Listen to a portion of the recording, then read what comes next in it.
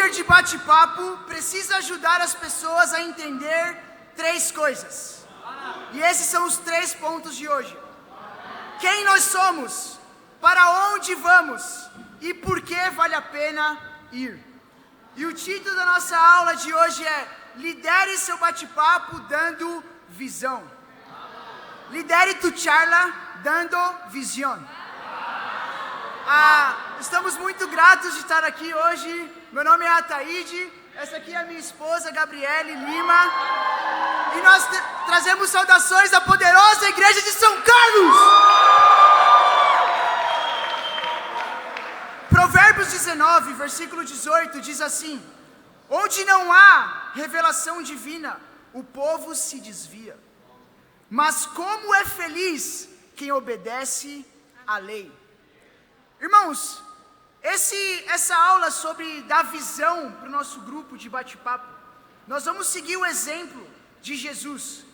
Porque Jesus foi o maior exemplo de dar visão ao seu grupo. Jesus não liderou o seu grupo sem dar visão a ele. Ele sempre deixou muito claro quem os discípulos eram, para onde eles iam e por que eles faziam aquilo que eles faziam. Vamos lá para Mateus 5.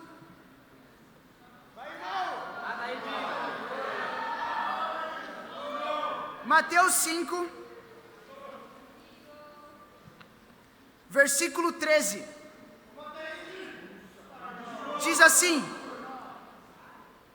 vocês são sal da terra, mas se o sal perder o seu sabor, como restaurá-lo?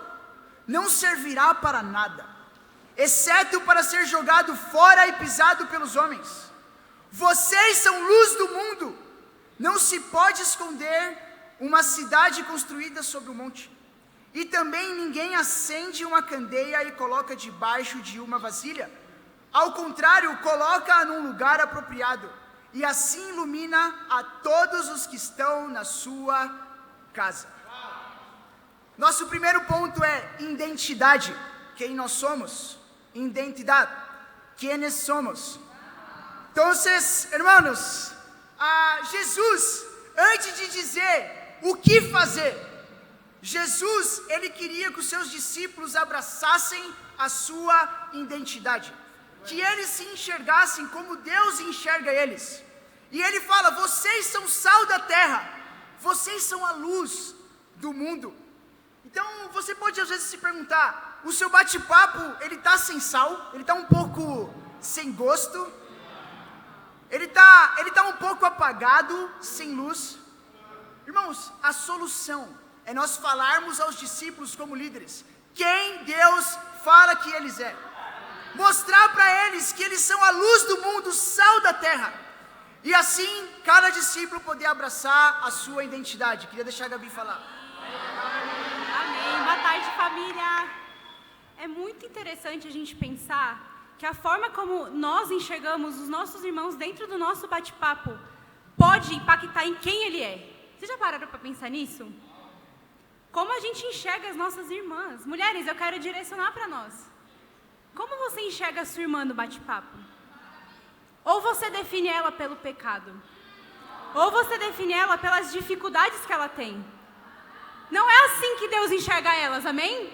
Deus enxerga aqui mulheres que dão sabor, que trazem luz, amém? Cadê as mulheres que brilham para Deus, mulheres?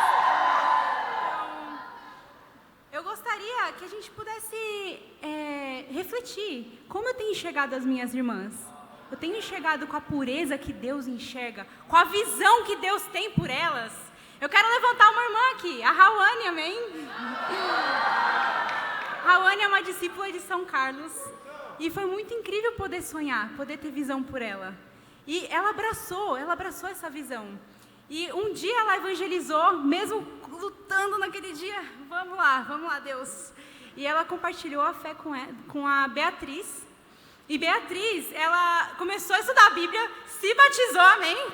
E não só ela enxergou e teve visão pela Beatriz. A Beatriz teve visão pela mãe dela, amém, mulheres?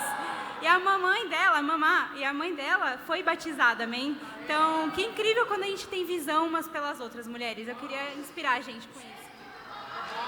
Amém. Nosso segundo ponto, missão, para onde vamos? Missão, para hacia donde vamos.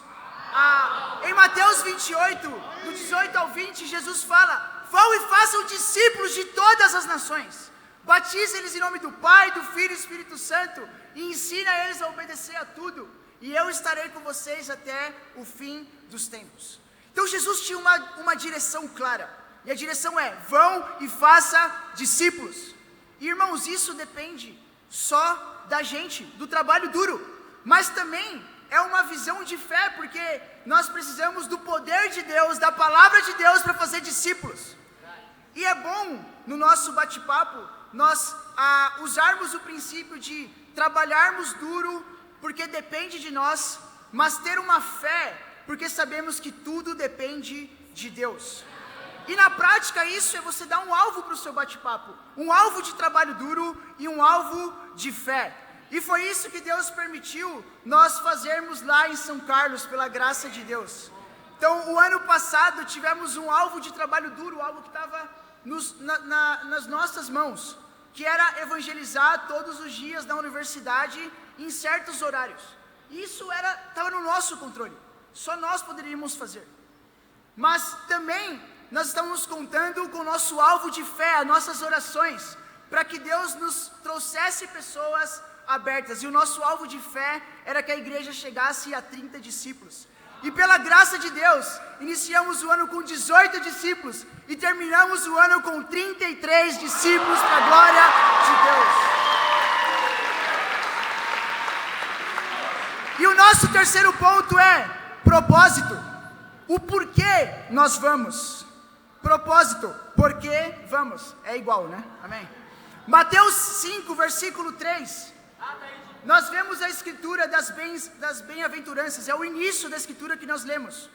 E Jesus fala assim: vendo as multidões, Jesus subiu ao monte e se assentou, e seus discípulos aproximaram-se dele.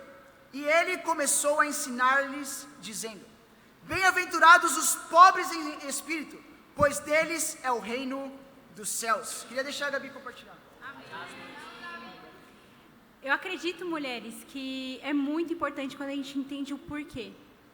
E se vocês veem nessa passagem, Jesus dá 8 porquês pra gente. Então não vai faltar porquê a gente abraçar o chamado de Deus. E eu acredito que eu fiquei muito grata pela pregação do Danilo e da Carol.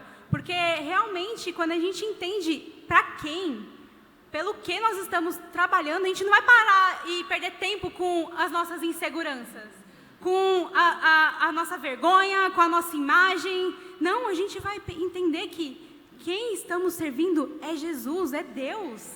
Então não importa o que vão pensar de mim, não importa. O que importa é eu servir a Deus com todo o meu coração, é eu dar visão para as minhas irmãs, porque nós vamos para o céu juntas, amém? Então quero inspirar a gente a estar com esse coração, amém? Amém. E essa escritura é incrível, porque Jesus, como fala, e na linguagem espanhol fala o porquê. Então nós vemos o porquê chorar pelos perdidos, porque nós vamos ser consolados, irmãos. Porque ter fome e sede de justiça, porque nós vamos ser satisfeitos com a palavra de Deus. Porque ser puro, porque guardar a sua pureza, porque ter os olhos puros, porque ter o coração puro, porque nós vamos ver a Deus. Jesus deu o porquê de cada coisa. Irmão, grandes líderes começam pelo porquê. Então esse ponto poderia ser o primeiro ponto, porque nós estamos aqui para começar pelo porquê. E o desafio para cada um de nós nessa tarde é: encontre um porquê pessoal.